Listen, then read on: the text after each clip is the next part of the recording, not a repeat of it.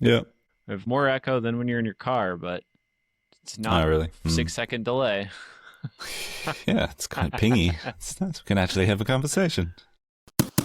Woo! Only like Jokes are our back on the standard table. 100 mil. Yeah. Wow. Hey, how's it going? How's it going? How's your Thanksgiving? Just less podcast than I'm used to. That was the extent of my Thanksgiving. How's yours? It's okay. It was a different experience. My kid had a fever, and apparently in fevers in 2-year-olds they last 5 days. So Ugh, um, for that's him a long anyway, one. I had some virus, and he did not sleep really much. So my wife took most of the brunt of that because she was with him um, at the in-laws, but it wrecked us for a while. So I none of us got sick other than Okay. him. So I don't know what. I always, it's always shocking how much our immune systems get good. Like, and you don't even think about it when you're an adult versus how often kids get sick. I don't know. Maybe that's just Yeah, yeah, America. yeah. Oh no, they're practicing, right? They're getting good at it. Building up Yeah. those little immune systems. It's good. It's just, yeah, Yeah. they're just Good. You're sick again. the bearers of disease. They bring it all home. Yeah. Yeah. Mm-hmm. Mm-hmm. Mm-hmm. What are you up to?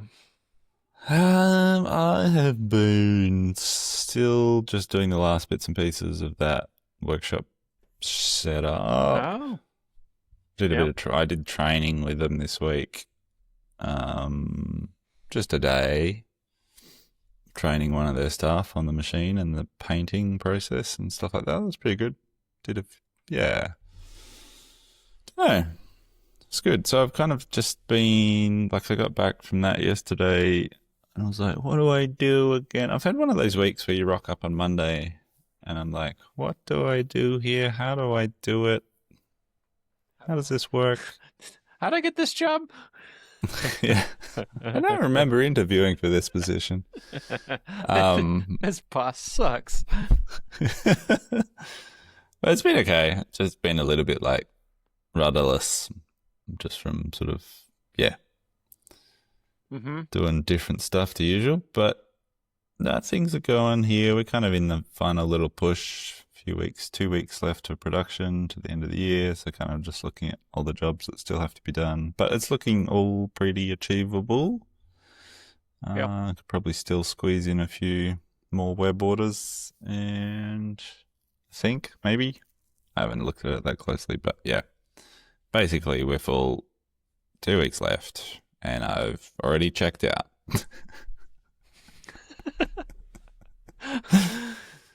Good. Good. Yeah. Yeah. So yeah, that's where we're headed. You gonna take some time off? I know your Oh yeah. like Yep. holidays are a bit shorter than Straya's at this time of year, but what are you doing? Yeah, we like to work, work, work, work. Mm.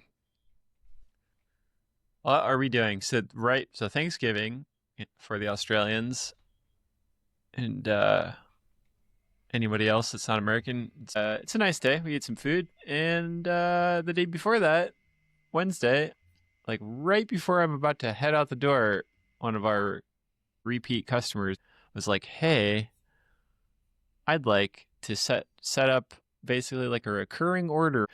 And so I kind of rapidly put that together so that we could get it figured out and signed and paid for before I headed out the door. So we'd come back on Monday and everything would be good to go. So that Yeah, was yeah. great. It was just like a surprise. I've it's been a really long time since I can remember having the next month booked basically. Not we could do more, but it's like we just don't take on job shop much anymore, and it's always Yeah. like one job. Um, so that's what we're doing right now. But the bigger news is I currently have my shop torn apart, and it's kind of back together because this morning the YCM left. Whoa. on a truck. Somebody stole it. No. Cool. Congrats. We were in talks with a broker and the buyer for about a week before Thanksgiving and agreed to a purchase. And then we found out that there was still a lien on it. They'd never been cleared from who we bought it from. That's right. Because they don't really do this much at all. And it took till yesterday, 2 days ago, for it to get cleared. And we were at the point of the broker said, the buyer is ready to walk. They think this is getting fishy. And I was like, I agree. This is taking forever. But apparently there's people in the company we were trying to deal with, their legal people were not, they were like all at a corporate event for a week. And all I was looking for was like, I kept joking, like the reverse of an IOU piece of paper where it was like, I just need this piece of paper to say, they don't know us anymore. You know, like you can sell this machine. So it took until the last minute, but got all the money in the bank yesterday morning. And we spent all yesterday from the start of the day till 9:15 p.m. Ricky and I just cleaning and prepping. Yeah. But it's out the door. It's gone. Sick. Fast turnaround. Yeah. Wow. Yeah. It was Very quick. We were both so tired and sore today. Yeah. No doubt.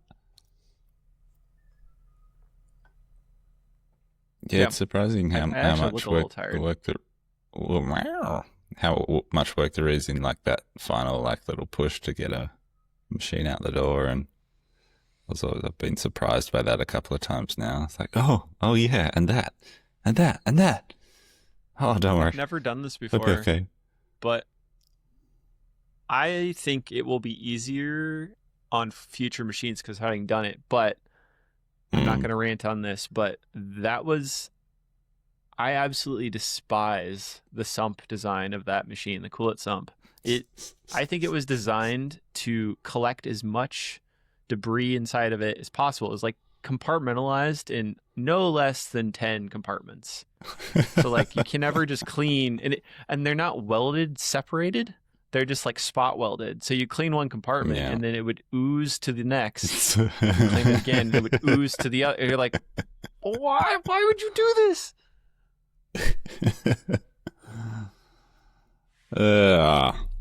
How's your new sump? What's happening in It's great. 5-axis land? I keep making excuses for not having done anything with it, but we have been busy. Yeah. And selling machines. I've cut 2 first op parts of one of our riser parts, but this is the Chinese so vice. chunky. So much I'm bigger than mine. Designing soft jaws. It's 150 mil wide soft jaws that replace these jaws so that I can cut a second op. And I've come to find out that like people don't talk about second ops at all on 5-axis machines. It's just kind of like I only do one and done. You know, like it's one and done, baby. I saw off my parts. That's all I do. And then somehow it magically is just done. You know, they don't make soft jaws for this vise.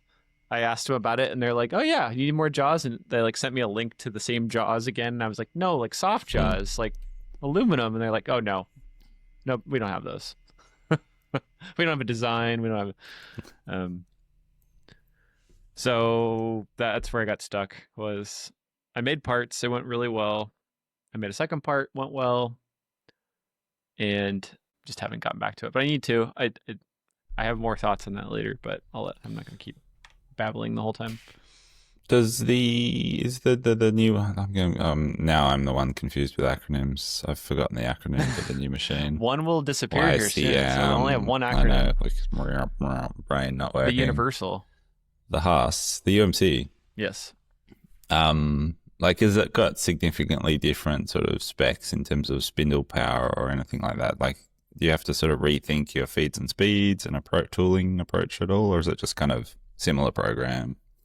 Roll it out. Not for these simple like they're basically just like blocks with holes, like simple parts. I think it changes drastically when you get into like multi-axis moves at the same time, which I haven't done yet. I'm excited to do that. I haven't. But no, it's almost direct. I'm keeping the tool numbers the same, for the most part too, Cool. because that worked pretty well. The biggest difference, which is really weird for my brain, is using tool orientation in Fusion. You're basically creating, like if you have deburring on all sides, you're creating a separate deburr operation if you're using just a standard chamfering, I mean. But you have to make a separate one for each orientation. So you have like a bunch of duplicate, but it's all in one setup. So I'm using folders and stuff to help organize it. But like previously, I was taking 4 different setups and moving it all to one setup. I'll probably get better at it, I'm sure. But that's the biggest difference for me right now, is thinking about like, okay, the machine's oriented like this, and it shows you like how it would orient. But yeah, cool, fun, sick. It's gone well. I'm very behind on my multi-axis world of robotics. I feel like I just haven't touched them for weeks and weeks and weeks. And realistically, I'm not going to get that much more done on them this year, probably. Because we're kind of... The next distraction here is prepping the factory for real estate photos on Monday. And then there'll be another thing. And then it will be the end of the year. So... I really want to get back to, since I rebuilt the sanding head on the robot, I've just got the dowel sanding running again. That's working really nicely. I made that new printed vacuum sucker.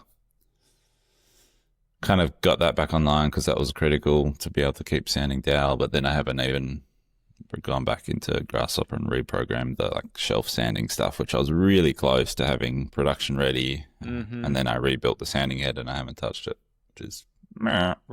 It is what it is. Yeah, feeling the lack of playtime in that space. And every time I go out there and look at it, I'm like, oh yeah, I need to I watch the sanding path on like the dowel. I'm like, damn, that's right. I need to add more relays to that so that's switching, so I can switch the Festool sander on and off. And like, there's just like these little like sort of admin tasks building up, a long list of them where I'm like, cool, no, I need to take it offline for a while and do that. And then just not finding the headspace or time to dive into the electrical cabinet again. Meanwhile, I can feel like the Grasshopper knowledge like slipping away from it. Like Grasshopper's like every time you open it's like, oh my god, what's going on in here? So like, I know the longer I leave those files, the harder it'll be to like reintegrate my brain back into them. But it's okay. It's just the reality right now. I was wondering. I went to a maker meetup, which I hadn't been to since before the pandemic. Which is crazy, but my friend was speaking at one, and I was like, oh, cool, I haven't been to one forever. So I went and was chatting to some friends, and then your robots came up, and I showed him one of your Instagram videos, and the guy was like an engineer and liked to do it. People bring like stuff that they work on. So he had like this cool, like, I think he was calling it a gift card that he was having PCBs made and wiring it up himself. So like you could give somebody a gift card and it would light up and show what was on it. Somehow your robots came up as showing them. I was like, I'm excited about this kind of future where maybe we can use older robots and stuff and be able to like program them. And I was like, my friend's doing this, basically programming with Grasshopper, and they were, Grasshopper would come up too. And the other guy, the engineer, was like, oh my God, I'd thought about that. I wondered if you could use older robots like that. And I was like, yeah. Nice. Somebody was like, how does he have time to do that? And I was like, well, it's a little at a time. You get it going, and then it's like you just let it keep sanding a dowel, maybe poorly for a while, and then it gets better, and you add horns to it. And yep.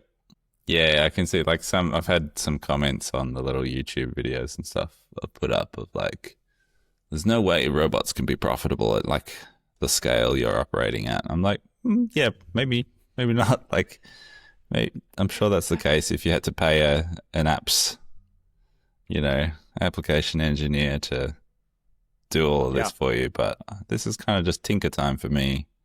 And if it results in, labor reduction, then great. Yeah. It's pretty low stakes. Yeah.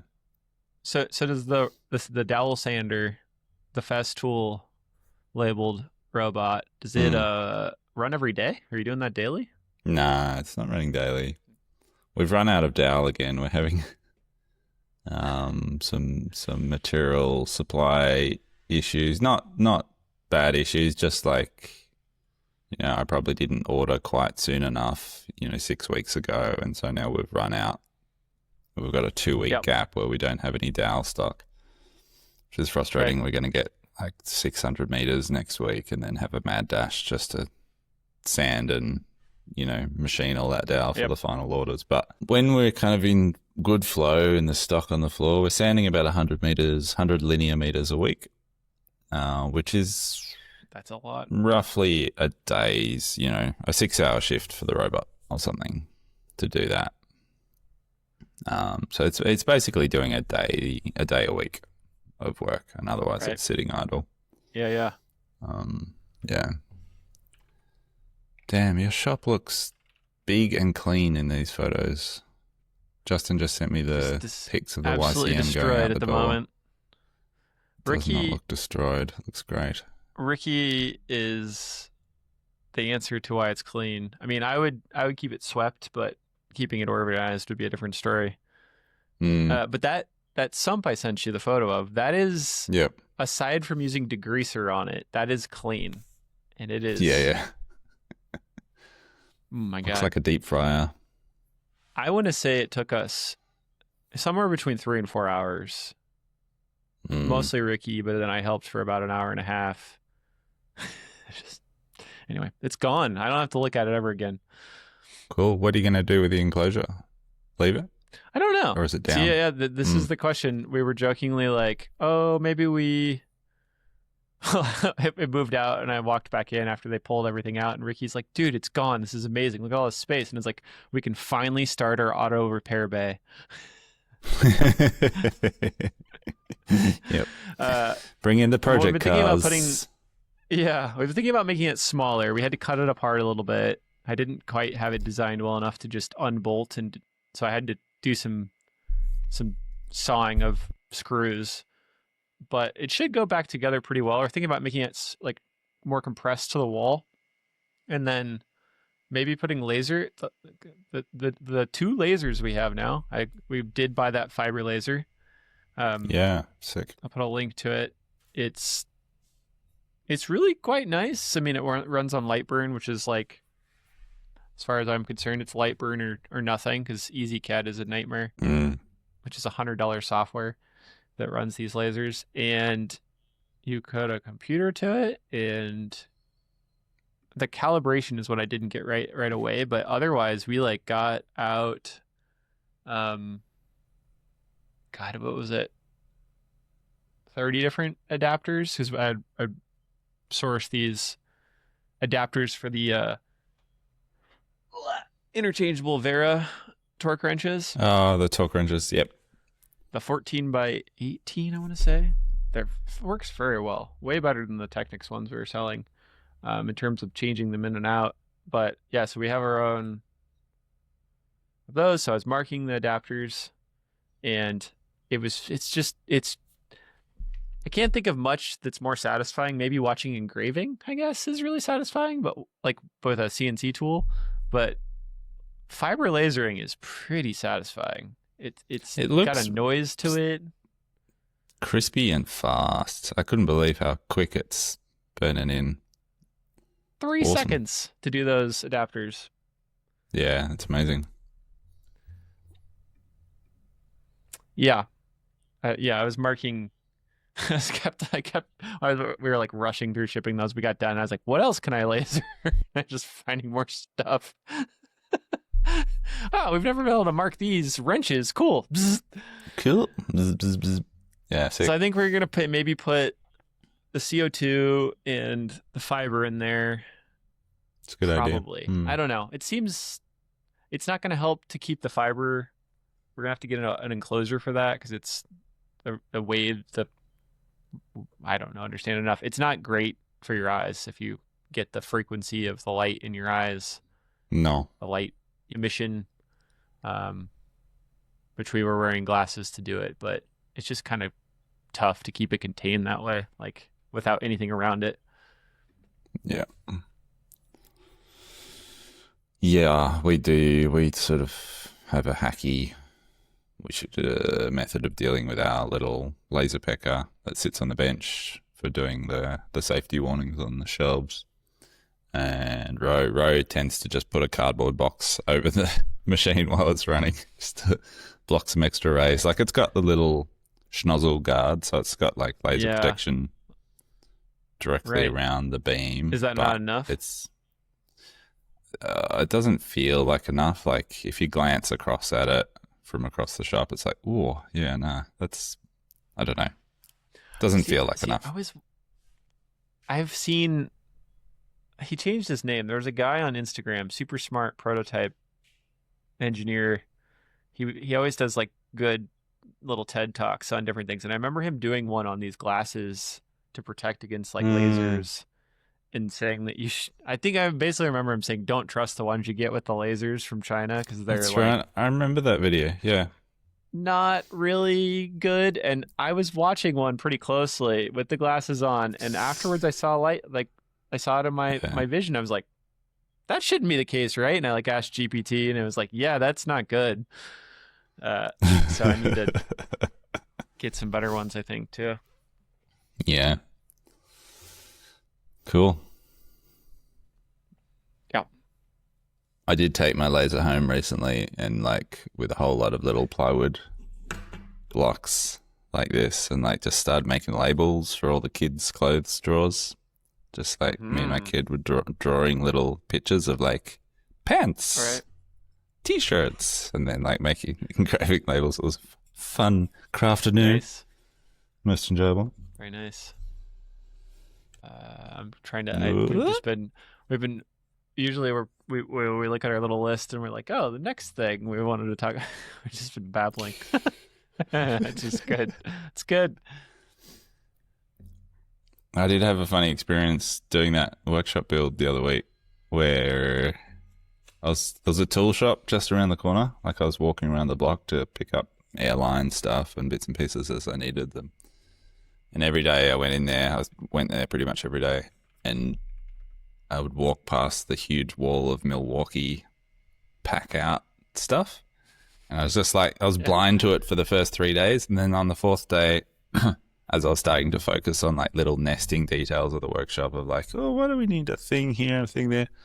I kind of looked at the pack out wall, and like I've never sort of looked at it, sort of tried to understand it. Anyway, I was standing in front looking at this all the pack out stuff, and I was like, oh, candy. And just like, it became quite a dangerous spot, because I was like, oh, this could be really fun to like fit out, or get all your tools hanging like just so, and and they all clip together and go into the tool case.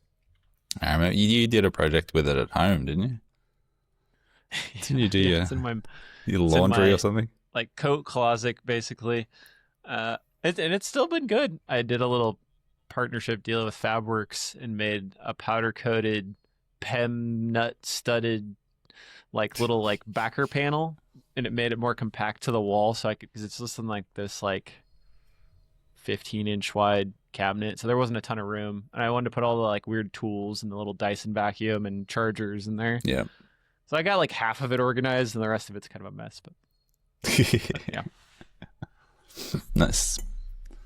Anyway, I did have little visions of the new workshop next year of like, ooh, maybe gonna go red. I'm not gonna go red, no. But I think it's appealing. I think I like it. Makita, we've had Makita stuff since I originally bought a DeWalt set right away when I first started, and found I didn't like that, and got Makita, and every tool still works great. All the batteries work like 7 years later. But then I fell in love with the 12-volt Milwaukee. It's just so compact. Very rarely do you ever need any more juice than that. Yeah, my electrician really was using well made, those. similarly. They look really good. Yeah. I think it's just that they feel... Do you remember the days when the NiCad was the battery, and those just felt so large and clunky and kind of like the batteries were huge. And then we got the lithium ion. It's like, oh, these seem more compact, and it's like a whole nother level of like compactness with the 12-volt stuff. Yeah, cool. Is that the Milwaukee M12 series? Yeah, Yeah. yeah. I don't know. It's not worth Dangerous. buying all new tools for, but I guess I did mention kind of in relation to this. So I did put out a second UMC video on like the costs of, buying a 5-axis machine. It did pretty well in terms of views and comments and stuff, and people were appreciative of the transparency of it. I did say I would share. We did sell the YCM. I'll forever get that wrong, for $28,000 all in, net, included the probes, which I was going to sell separately, the Renishaw table and spindle probes. So I was pretty happy with that for a 10-year-old machine that I think it had like 900 some hours. Just barely had run, like low never hours still. pushed Yeah. it hard. So it's nice to have it gone and nice to have the cash, and I'm doing my best to not spend it. And, Yeah. the fiber was my caveat. Was we needed the fiber, and I Nice. submitted my permit to put the doors between the two spaces, which I have to pay some permit fee right now for it. But it seems that's going to happen soon, which is Okay, so cool. great. I'm so tired of walking around outside. Yeah, great. Good. And that'll just be like a pedestrian access door, not a roller door or anything. Yeah. Yeah. Yeah, not for now. I could down the road if we think we really need it, but I'm just gonna put a little person door in. Yep. Sweet. Good. Good. What's the matter? You texted me some stuff sometime in the last week. I can't remember, about hiring thoughts. Where's your brain? I am leaning more and more towards putting I think I'm kind of just refining it with my assistants, which is funny to like be using. Like we've both been listening to Shell Game again, that podcast, which has been good. I'm less enthused as I was the first time. There's a lot more novelty, and I think so much has happened since the original season that it's less exciting or like titillating, I suppose. But still good. I still enjoy it. And he talks a lot about like interacting with agents as employees and stuff. And, it's an interesting thought. Like I'm planning the hire with an AI of somebody that's real.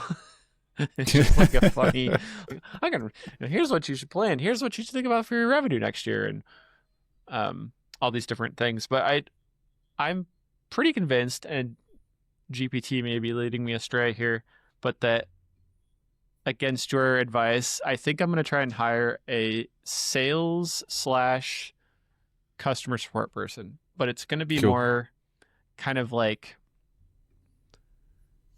the analogy that it gave me, because I said, this doesn't seem like a real position. And I didn't even ask it about, I said, I know I have been thinking about hiring. What do you think the position should be? I left it open to it. And this was what it suggested, was this position. And I said, well, it doesn't seem like a real position. Are there people like that out there that have these skills? It seems like a unicorn. And it was like, oh no, they're all over. And it gave me this like massive list of like where you would find in other industries. One was restaurants, like managing bars, like HVAC companies, like anybody that works in the front office manages procurement, a form of sales, customer support, and it's just a matter of training in the nuances of your business that like people know how to do this stuff already. And I was like, that's a really good point. Like maybe it's lying to me, but that's where I wanted to go. I don't expect like a full-on trained salesperson or a full-on customer support person. It's, I want to take 60 to 80% of that like task away from my plate so I can actually do things like R&D on the UMC or not as I keep saying, like be stuck to my desk Yeah. answering emails all day. Yeah. Yeah. Cool. Okay. And like, how I'm curious, like, in the optimism of these agents when you're developing something with AI, how legit did that sort of list feel? Or like, have you managed to sort of verify that in any way of like, yeah, those people do exist, or like those sorts of roles do exist? Like, I haven't like I guess how would you verify it? What would you do to verify it? no, I don't know. Like looking against, I don't know, employment websites or job listings to sort of get a sense of like what else is out there that kind of is similar. Right. Or translatable. I'll give you the list of these folks live in inventory, purchasing, customer service, sales follow-up, and then it said they already buy parts, track orders, email vendors, keep engineers from losing their minds, handle customers. It was very sassy with me when I was emailing or messaging them with this. There was a list of where they come from, though, that was really interesting. My thought is, like, the test will be, it costs me basically nothing to put an application out to see if I get people that want to apply. Yeah. And then potentially do interviews to see how that comes off, because in my mind, like versus other positions, I've never really hired for sales before of some sort, where every other position I've ever hired is a cost, not a profit making thing, right? Like a revenue making position where realistically the person should pay for themselves pretty quickly, right? Like should be bringing in additional money that,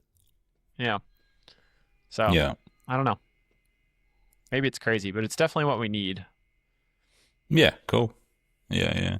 I was thinking about that, like, because I've helped this company that I've been setting up the workshop for. I've sort of helped them, guide them a little bit in terms of their hiring for this new production line. Yeah. And because they haven't done any manufacturing before. So this is they are basically a sales company who are tacking on a manufacturing line. And weird, yeah. They're just not that familiar with this space at all. And, the director had sent me a position description that he drafted in ChatGPT, and he gave me a printout of it, and I was like, I didn't have time to look at it. But before I jumped in the van to drive back, I was like, scanned it into one of my agents in Sim Theory, and then just jumped in the car and I was like, pick this apart. What's wrong with it? And it did a really good job of sort of rejigging it to make it more manufacturing specific and blah, blah, blah. Anyway, but like the CEO was asking me, like, do I just put this listing on like Seek, general one of the main sort of job websites? I was like, maybe, but let me just reach out to my networks first and see who's around, who's like more immediately connected to sort of in some way to sort of, CNC has CNC machining experience, but also has, great attention to detail and, is good with sort of organizing long lists of part numbers and SKUs and knowing what to machine next and stuff like that. Anyway, someone came through my network who was just perfect for the role, and it never got listed on a job website. This person's now got the job, and it kind of just made me like aware of how good the sort of the tangential and more immediate sort of connections can be in that context versus just like throwing it out and, getting 30 applications and 30 people who are like, I don't know. I mean, you might find gold doing that as well. You might find like a unicorn who's just perfect, but like, don't know. It's a tricky one to know where to go. And I suppose, if you can sort of pursue sort of network connections first before putting out a more broad thing, then great. Reaching out to other makers, employers, friends who like just may know someone who like, it's like, oh yeah, this person is looking for work and has this experience and could be a good fit, blah, blah, blah. They could have their own private office right across from me. With the lasers. Oh no, the other next door, No, right? Yeah, I've got yeah. an entire other space that's just empty. I walk through Comes it with on the way to the other part of the shop. I keep the Roomba's dock in there, so the only thing is one chair and a Roomba right there. It's just like I don't know what the hell to do with it. It still needs to get painted, so the Roomba's got a corner office. I love it. it does. It's the nicest space ratio. That's interesting. I mean, I feel like often I've had this experience of, and maybe why I wanted to have my own business in the first place was like I don't often feel like I want what is typical. Like I wanted somebody like Ricky or the people before him that were like not just an operator, like that they could do computer CAD work or, you know, other things. And that seemed crazy at the time. And I did get a few applicants right away, and it's become more common where it's not crazy anymore. But now it's like, I'm trying to think of like, oh, if I reach out to friends, like, what am I even going to say? Like, I want somebody, I guess you just say what you want. Like, we want this kind of position. Maybe that's, you've heard of somebody that you're also not employing. Yeah. Yeah, for me, like, because I've got this affliction where I just want to employ everybody I meet. It's always been a problem for me of like, oh, you're cool. It'd be Right. great to work together. So, if someone asks me, hey, you know anybody? What typically happens is I just kind of go blank and like, well, I have no idea. Yeah. But then if I actually think Right. about it, like, there's a whole bunch of people, you know, of who maybe I've previously employed or like I know of or have met who are like, who I know are actively looking for work. And yeah, I don't know. Networks are good. If you can tap into them, I reckon that's first protocol. Don't know. Yeah. Ricky, he's cleaning I've got the dust boot doing auto cleaning, and he's cleaning the table himself. I keep thinking about The that. robot's got it. You had to do something weird with that program to trick it into doing something or something. Super Spindle easy. tool. I changed to a dummy tool so it doesn't suck dust up into the. You could probably do it with just a shorter end mill. I choose to use a nutless dummy tool, just a tool that wore out, and Cool. I took the nut off of the earth. They do a tool change and off you go, run the cleaning cycle. It takes, if you had a really amazing vacuum dust collection system, you'd probably do it faster, but it's you know, you're doing a bunch of sheets a day, like it really gets you tired out to do like a ton of vigorous cleaning motions, and the dust boots, it's under 2 minutes to do that cycle. That's cool. Yeah, if you're doing something else, I think it's great. It's I learned how that worked, which is just so basic, and I think someday I would have figured it out, but I learned how to do it on the YCM to do an M98 subroutine, where it just is like, you get to this line, go run this other file, and then come back.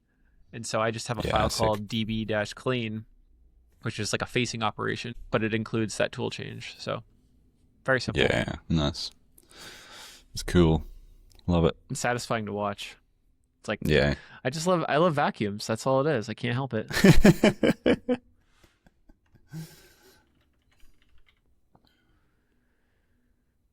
I saw you comment on it, and I've been watching their YouTube series. So I hadn't watched like any of their things before, but Hacksmith has like a Kickstarter that went absolutely viral. They have to make 40,000 of these titanium knives, and so they've been like chucking like 60 new CNC mills into multiple buildings. What? They've been buying like 10 at a time. They spent over $250,000 on Pearson work holding. Like, see, I don't know anything about Hacksmith. I didn't either. Like, YouTube just showed me right. one of their videos. I'd heard the name, but I've been watching kind of like there's probably a German word for it, like not that I want them to fail, but I'm just kind of like, I don't know. Something seems like you've never run this many machines, and now you're hiring crazy amounts of people to. It's like a $16 million Kickstarter or something absurd. Whoa. Really wasn't where I was going with this because you commented on, I think it was Grimsmo's video that I saw too. That's all I've seen is Grimsmo's video. Yeah. So that's one of the guys. I don't know if he's a founder of that company, but he has this crazy workshop. I hadn't seen that. They didn't share that before, but he has this crazy Home Assistant controlled experience when he sets down a Rubik's Cube on his desk.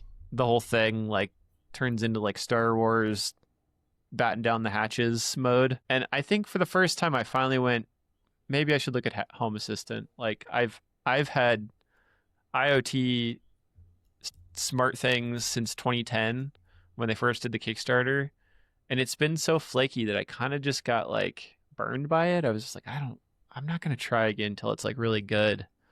So it just always fails and you can't figure out why, and the companies suck to like give your support.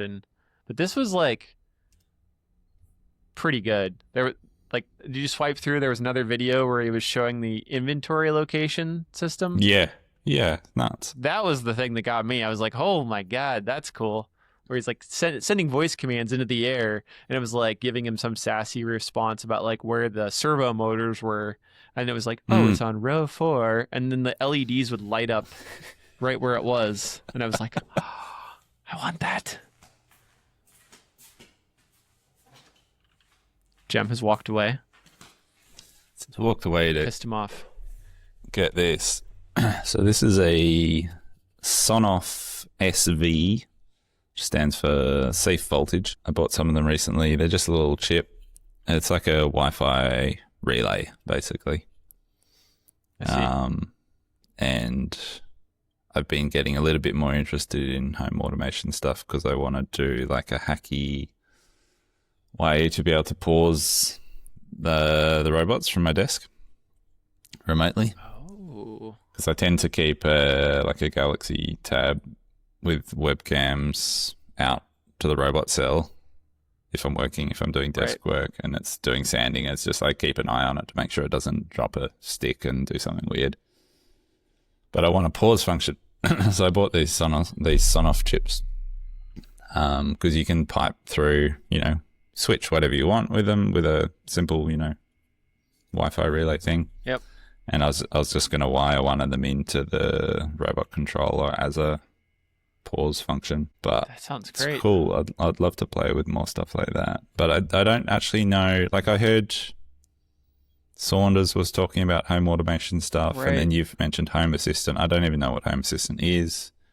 Is it like an open standard for this stuff, or what's the deal? I don't. Like I said, I used to be all into it. I use smart things, and then I have the Apple Home Kit, which is Apple's thing, and then I think Home Assistant plays off of one of them, maybe, and it's like a separate running little server on like an Arduino or a Raspberry Pi or something.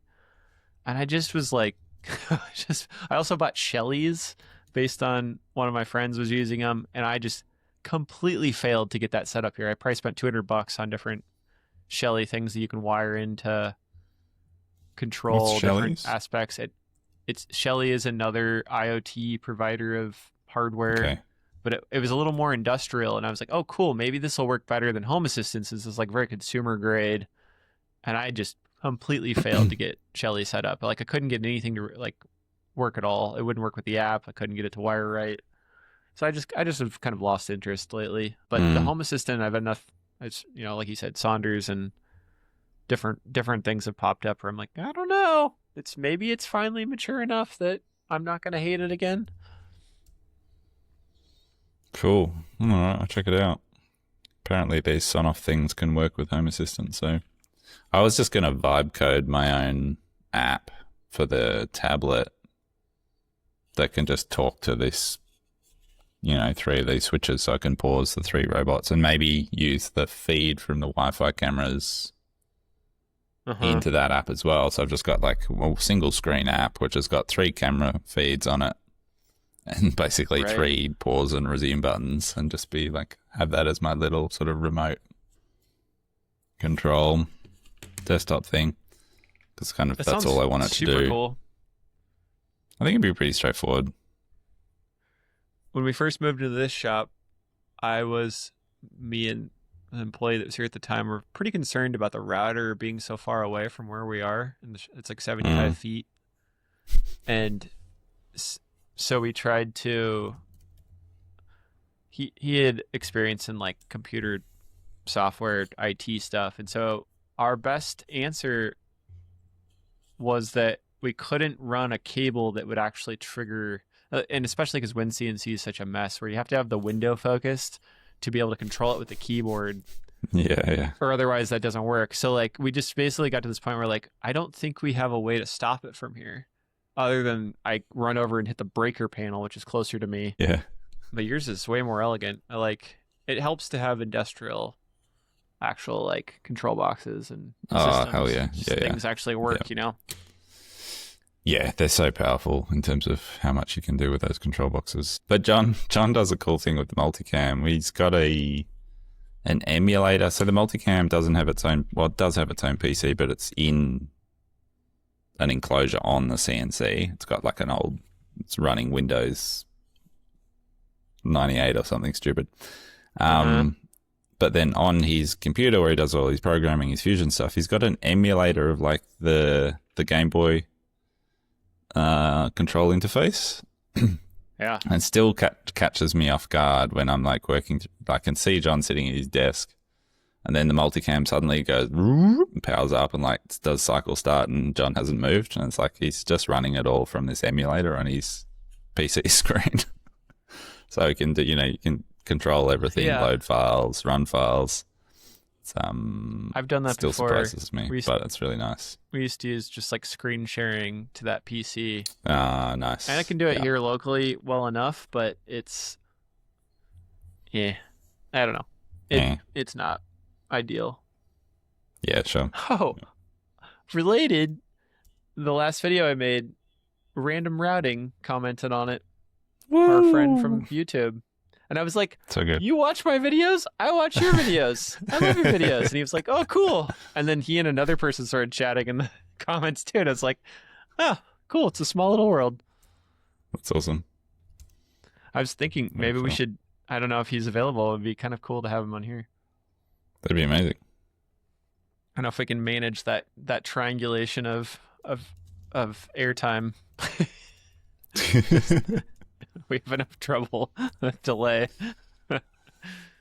Look, I think I'd get out of bed at any hour for a bit of random routing action. That'd be cool. There's a clip there. Some random action. Give me some random action. I don't seem to have it on my list. I got some very sad news during the week that the lovely, generous gentleman that I bought the robots from has passed away. Oh, shoot. Which we knew was going to happen. Like, it was on the cards. He's been like he had been avoiding that for like 3.5 years. Despite having been given a much shorter time frame than that, he managed to stretch it. Wow. And his wife called me the other day, and it hit me pretty hard, honestly. Like, I think because I don't know, I feel like I've inherited his passion for these machines. And I don't know. I just feel really lucky to have even met him and had anything to do with him. Right. Let alone, inherit his robot babies and have spent a bit of time with him as he sort of very generously handed over a whole lot of knowledge and information and stuff. But yeah, pretty sad and sobering reminder that life is short. And don't know what else to say about that, but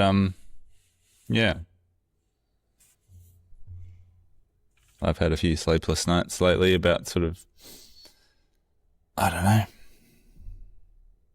I don't know, because I've gone through a little patch of working probably too much and not seeing my kids as much as I would like due to sort of early starts, late finishes, and then, just getting home in time to sort of pretty much just, read a couple of books and put them to bed. And that, when you get news like that, it's like, yeah, priorities, maybe. I've had a very, very strong reaction lately, especially because I've been doing those rush jobs where I've just missed being home completely before my son's asleep. And I've also, you hear these things as soon as you become a parent where it's like, either somebody tells you or you see a video where it's like, you only get 60 weeks, or, that's not the right number, but I hate you only get stats. Yeah, I know what 150 you mean. weekends Yep. with your kids. And you're like, what? Blah.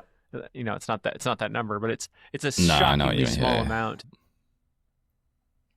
And I think more and more about how the amount of money doesn't really matter anymore. Like taking the job to make it happen. It's like I'm having to retrain my brain faster. I need to do it faster. It's just not worth it, like What do you mean for faster? somebody's I'm just so used to taking those jobs when it feels like the right work, but then it's not that my son is at the front of my brain a lot of the time, but it's like I don't think, oh, this is gonna take me away from bedtime or being home at the proper time, and that being a big deal. Yeah. It is. Yeah. I don't know. I'm making it sound like I don't think about it, but it's just sometimes you just hits you differently after it happens, after you've missed it. Yeah. Or you hear Totally. things like that. Totally. Yeah. Absolutely. Yeah. Yeah. Ah, man. Yep. Oh, hello, printer. Wakey. I was like, I hear something electronic or mechanical. Printer just woke up. I should, speaking of which, I should probably toddle off and get one of my kids to school. But do you want to talk about the filthy assistants briefly? Go for it. You start. I feel like I've had a couple of weeks of like some great successes, but some cracks appearing in my digital assistants, and particularly around Claude Haiku. I don't know how much you use this model. Yeah, but I was using it heaps, almost exclusively when I was doing any MCP work in SimTheory. Yep, same. Just because it's so fast and it seems good at MCP stuff, and it's cheap. Doesn't low take tokens. Yeah, it's basically That's free what to I run. needed.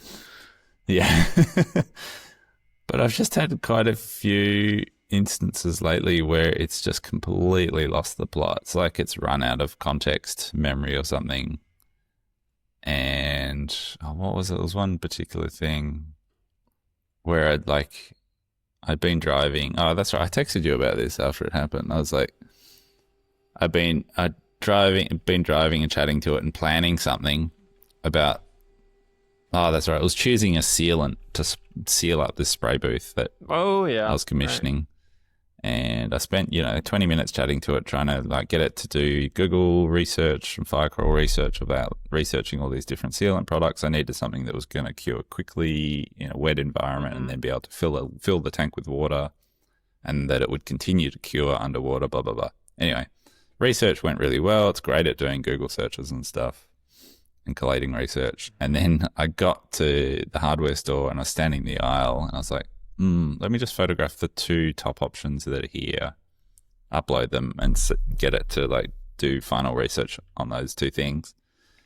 And it was just like, it responded of like, oh, cool. Well, I don't know what your project is, but sounds good. And it was just something completely off. It was just like, even though I was in the same chat, and I've had that happen a few times lately where it's just like completely lost context of what we were doing 2 seconds ago, which is quite disconcerting and frustrating. don't But think it I've had seems that to be a happen. Haiku issue specifically. Like it doesn't happen if I'm using Opus 4.5, which I've been Right. using a lot more because it's pretty quick now and seems much smarter and more reliable. But yeah, just minor frustrations with the digital assistants, but for the most part, very valuable. Like yeah, don't know. What are you playing think- with? I used Haiku quite a bit. I think I told you because I accidentally blew through my tokens. Accidentally blew Making my YouTube tokens. thumbnails? Like in like a week. I've done this a couple times. Where Sim Theory, I've never had this problem where they give you some allotment. I didn't even know what the allotment was, so I never got close. Never got close to getting through it. And now there's like image generation tokens separately, which makes sense. I don't think anything they're doing is wrong. Yeah. But I wasn't aware that I was like absolutely decimating them with a 4.5 model of something. I think Sonnet was crazy expensive, and I was using it for everything. And I just like, out of the 30 days cycle of the month, I think I did it in like 10 days. And I was like, oh, that's no good. So Oops. then after that, I was conservative. But Opus, 4.5 Opus has been amazing for coding and a lot of things. It seems super smart. It doesn't seem to be taking up a ton of cost right now. But I've been using Nano Banana Pro for product imagery, It's for so good. thumbnails, and it is mind-blowing. Mind-blowing. Yeah. It's especially really good at for what the things that I haven't been able to do before is taking existing things, retaining their exact characteristics, but changing the minor detail, or like putting it in a new context, or mashups where, like, if you look at last show's maybe not even the best example, but I like made a bunch of thumbnails for the show, put us in spacesuits. That was amazing. And like, I can't even tell you how few of amount of times in the hundreds of YouTube video thumbnails I've made that I haven't opened up Photoshop and changed something or needed to. And I've made a handful lately that are just perfect. And I'm like, this is shocking. Like, so good, such amazing quality where like you can't really tell it's AI. And it is a little, like, I think I have had to pay to recharge those tokens, but like I think I paid $20 for like 1,000 of those tokens, and it uses maybe 30 a shot, and I'm like, I will pay that all day. Like, that is just so worth it for how little time I have to spend to do something with it. Yeah, I've been punching out more like client renders for custom jobs. So doing the screenshot out of Rhino, and then I've trained an agent specifically with like instructions around what materials I use and style of shot and stuff. Yeah. And I chuck the Rhino screenshot in there, and like 30 seconds later, I've got like this stunning render that can go with a quote or as part of just a proposal. Like, it's pretty nuts. It is. Yeah. I think I don't know. My brain is tired. Need another break. Fair enough. Need a nice More coffee for you. week-long vacation on a beach. It's coffee time. It's coffee time. Cool. Where did this go? Somewhere I got that. All right. It's coffee time. Yeah. Cool. Good to see you. No kidding. That's it. Yeah, Shane. That's the end. Bye-bye. Damn it. Bye. Here we go. It's parts department, baby.